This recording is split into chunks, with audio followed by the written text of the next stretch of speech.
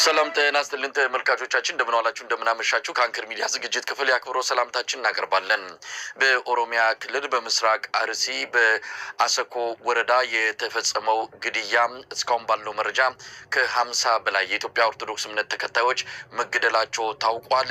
እሁድና ሰኞ ዕለት በተፈጸመው ጥቃት ነው ይህ ግድያ የተፈጸመው።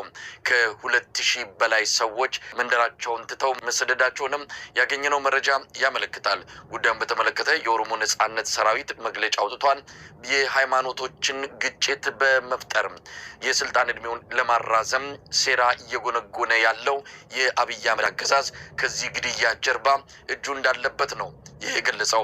የአብይ አህመድ አገዛዝም ሸኔ እያለ የሚጠራውን አካል ተጠያቂ ማድረጉን ሰሞኑን ባወጣው መግለጫ አመልክቷል። በአርሲው ጉዳይ ላይ በማተኮር እንደዚሁም ከምርጫው ጋር በተያያዘ ከዶክተር ሚልኬሳ ሚደጋ መምህርና ፖለቲከኛ ቆይታ የምናደርግበትን ዝግጅት ነው ይዘን የቀረብነው።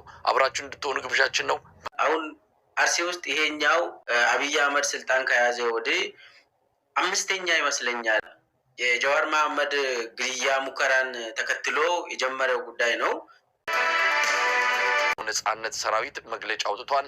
የሃይማኖቶችን ግጭት በመፍጠር የስልጣን እድሜውን ለማራዘም ሴራ እየጎነጎነ ያለው የአብይ አህመድ አገዛዝ ከዚህ ግድያ ጀርባ እጁ እንዳለበት ነው የገለጸው።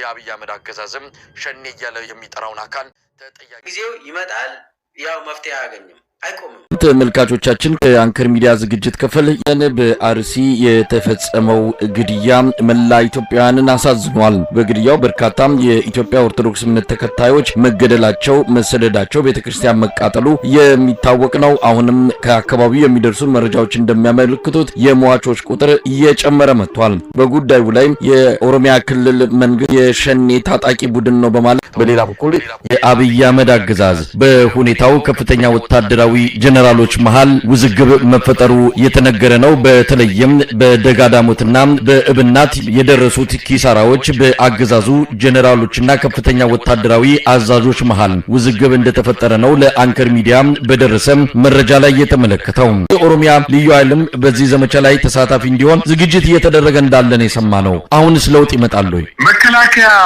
ሰራዊት እሱ በፈለገውና ባቀደው መንገድ አይደለም ውጊያው እየተካሄደ ያለው። የፋኖ ኃይሎች ባቀዱትና በወደዱት መንገድ ነው ውጊያው እየተጠናቀቀ ያለው። ከዚህ በፊት ተከታትለው ከሆነ በአማራ ክልል በበጋው ወቅት የፋኖ ኃይሎች ራሳቸውን በደንብ አድርገው ሲያስታጥቁ፣ ሲያደራጁ፣ ሲያሰለጥኑ፣ ትጥቅና ስንቅ ሲያዘጋጁ ከቆዩ በኋላ በደንብ የሰለጠነ የኮማንዶ ኃይሎችን አሰልጥነው ወደ ሰራዊቱ ከቀላቀሉ በኋላ እንዲሁም ከዚህ በፊት በገበሬ ስም ወይንም ምንም ወታደራዊ ስልጠና ሳይወስድ ወደ ውጊያ ቀጠና ገብቶ የነበረውን ወደ ተለያዩ የመሰልጠኛ ጣቢያዎች በመውሰድ ስልጠና እንዲወስዱ በማድረግ ከፍተኛ የሆነ የሰራዊት ብዛት አከማችቶ ሰንብቷል። አሁን ክረምቱ ገና ከጀመረ 15 ቀን እንኳን በማይሞላበት ጊዜ ውስጥ ብንመለከት ላሊበላ ከተማ ዙሪያ ሹምሻ ኤርፖርት አካባቢ የተደረገው ውጊያ፣ በዚህ 2 ሳምንት ውስጥ ደንበጫና ቡሬ የተደረገው ውጊያ፣ በደቡብ ጎንደር እንዲሁም ክምር ድንጋይ እንዲሁም ጋሳይና ደብረታቦር አካባቢ ማህደረ ማርያም ተብሎ በሚጠቀሰው አካባቢ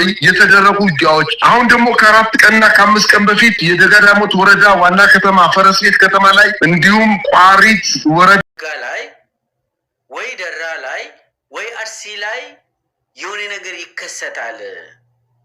ስለዚህ ህዝብ ራሱን እንዲጠብቅ የሆነ እልቂት ነገር ይመጣል።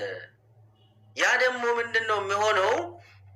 ፋኖና የኦሮሞ ነጻነት ሰራዊት ብዙ መንግስትን ፑሽ ካደረጉ የሚሆን ነገር ነው የተባለው። ያኔ እኔ ያንን ብዙም አልጠረጠርኩም።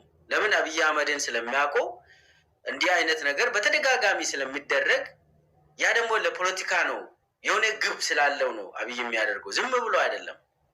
ያ ከምርጫ ጋር አያይዞ ይሄ ነገር የምርጫ እንትኑ ድባቡን ስለሚቀይር ይሄ ነገር እንደሚከሰት አብይን የሚያክሰው ይሄንን አንዳንዴ እኮ ትገምታለህ። እንዳው ያንን መረጃ የሰጡን ልጆች አሉ እዛ ውስጥ። ከዛ ያንን ተናገርኩኝ ነኝ።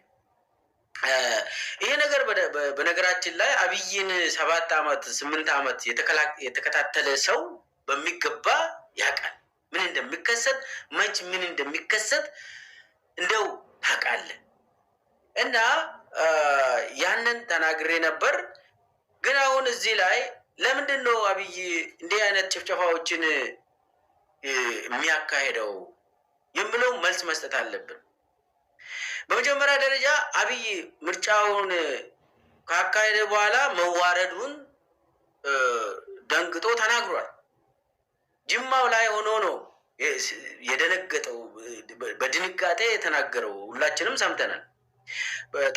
ታሪካዊ ጠላቶቻችን እኛ ላይ እንትን ብሎ ምርጫውን አደናቀፉብን ምናምን ብሎ ሲቀበጣጥር ነበር። ጅማ ላይ ሆኖ እዛው በሻሻ ላይ ሆኖ የራሱ ምርጫ ጣቢያ የተመረጠበት ሆኖ እንደው የዞኖች ዋና ከተማና አንዳንድ የወረዳ ዋና ከተማ ላይ ምርጫዎች ተካሂዷል። ያ ምርጫ አይደለም፣ በግድ ራሳቸው ቁጭ ብሎ ሲሞሉ ያደሩበት ምርጫ ጣቢያ ማለት ነው። እዛ ላይ ምርጫ ተካሂዷል።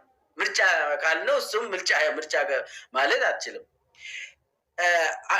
አንዳንድ ቦታ ደግሞ ያው የገጠር ሰዎች ቤተሰቦቻችን የሚታወቅ አልተማሩም፣ ያው ከዛ ነው የተወለድነው።